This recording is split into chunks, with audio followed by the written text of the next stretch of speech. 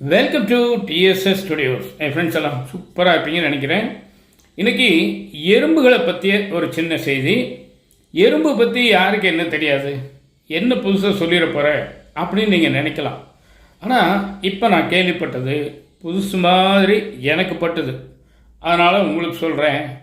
தெரிஞ்சவங்களுக்கு ரினிவலாக வச்சுக்கலாம், தெரியாதவங்களுக்கு புது தகவலாக வச்சுக்கலாம். சரிங்களா? எறும்பூர கல்லும் தேயும்.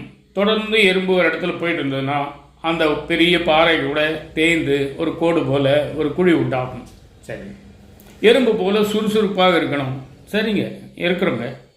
இப்படி பல விஷயங்கள் எல்லாருக்கும் தெரிஞ்சது. ஆனால் மழை காலத்துக்கு முன்பே எறும்புகள் உணவுகளை சேகரிக்கும் அப்படின்னு நமக்கு தெரியும் இல்லைங்களா? இது வரைக்கும் ஓகே. இப்போ தான் நான் சொல்கிறேன், புது விஷயம் வரப்போகுது. அது என்னன்னு கேட்டால், ஒரு அரிசியை ஒரு எறும்பு தூக்கிட்டு வருதுன்னு வச்சுக்கோங்க, சேமிக்கிறதுக்காக. அதை எப்படி கொண்டு வருது அப்படின்னா, முழுசாக கொண்டு வராதான். அதை 2 துண்டாக உடைச்சி 2 எறும்பு தனித்தனியாக கொண்டு வரும். எதனாலங்க தூக்க முடியாமலா? இல்லை, ஒரு அரிசியை ஒரு எறும்பால் தூக்க முடியும். உள்ள இடம் பத்தாதா? இல்லை, இடமெல்லாம் நிறைய இருக்குது. ஆனாலும் 2ஆக உடைச்சி கொண்டு வருது. எதனால் அப்படின்னா, ஏதாவது சீதோஷ்ண நிலை மாற்றம் காரணமாக, ஈரப்பதம் காரணமாக அந்த அரிசி முளைத்து விட்டால் அப்படின்னு அந்த எறும்பு யோசிக்கிறதாக நான் சொல்லிங்க, விஞ்ஞானிகள் சொல்கிறாங்க. அதனால் என்ன பண்ணுமா, 2 துண்டாக உடச்சி கொண்டு போயிருமா.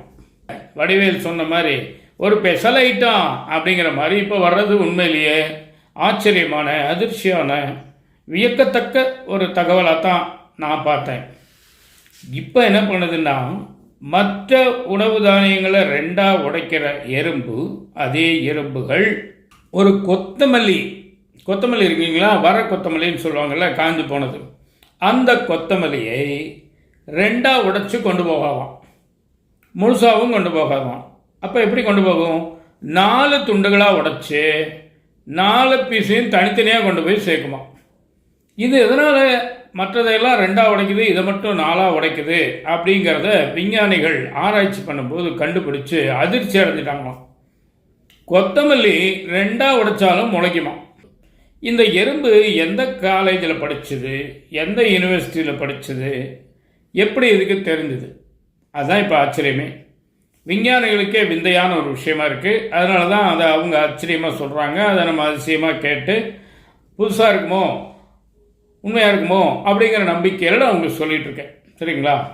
அப்போது இந்த எறும்புகளுக்கு யாருமே சொல்லித்தரவில்லை. இயற்கையின் படைப்பு. ஆண்டவன் வச்சுக்கலாம், இயற்கைன்னு வச்சுக்கலாம், ஏதோ ஒன்று வச்சுக்கோங்க. அதே மாதிரி தான் நம்ம குழந்தைகளும். நிறைய விஷயங்கள் குழந்தைகளுக்கு தெரியுது, ஆனால் அதை செயல்படுத்த நாம் தான் விடுறதில்லை. அதனால் ஒவ்வொரு குழந்தையும் சுயம்புவாக நிறைய விஷயங்களை கண்டுபிடிக்குது, நிறைய விஷயங்களை செய்யுது. சாதாரண ஒரு பூனைக்குட்டி பாருங்கள், ஒரு சின்ன கிண்ணத்தில் பாலை ஊற்றினா 3 பூனைக்கும் அக்கண்ணா மாதிரி வரும்போது அழகாக இடம் கிடைக்குது, ஜாலியாக குடிக்குது. எல்லாமே இப்படித்தாங்க, இயல்பாக நிறைய விஷயங்கள் நடக்கும். நாம் தான் அதை எதையாவது புதுசாக புதுமையை புகுத்துறோம், நல்லது கெட்டது ஆகிடக்கூடாது அப்படின்னு ரொம்ப அக்கறை எடுத்ததுனால அபண்டன்ட் காஷன் அப்படிம்பாங்க தெரியுங்களா? அது என்னென்னா, ரொம்ப முன்னெச்சரிக்கை முத்தண்ணாக்கள். வீட்டை விட்டு வெளியே போகும்போது கதவை சாத்தி தாழ் போட்டு அதில் ஒரு பூட்டையும் போட்டு நல்லா பூட்டிடுவாங்க. இது வரைக்கும் கரெக்டுங்க. ஆனால் இப்போ என்ன பண்ணுவாங்கன்னா, பூட்டை இழுத்து பார்க்கணும், இல்லைன்னா சரியாக பூட்டாமல் இருக்கும் அப்படின்ட்டு இழுக்கிற பேர் வழின்னு பூட்டு, அந்த தாழ்பாடு எல்லாம் சேர்ந்து கையோடு வந்துடும். இதுக்கு பேர் தான் அபண்டன்ட் காஷன், அதிகப்படியான அக்கறை, அதிகப்படியான முன்ஜாக்கிரதைன்னு சொல்லி மொத்தமாக வீணாக போகிறது. எறும்புக்கு எப்படி தெரியுதோ அது மாதிரி நம்ம குழந்தைகளும் அறிவாளிகள், அவர்களுக்கும் தெரியும்.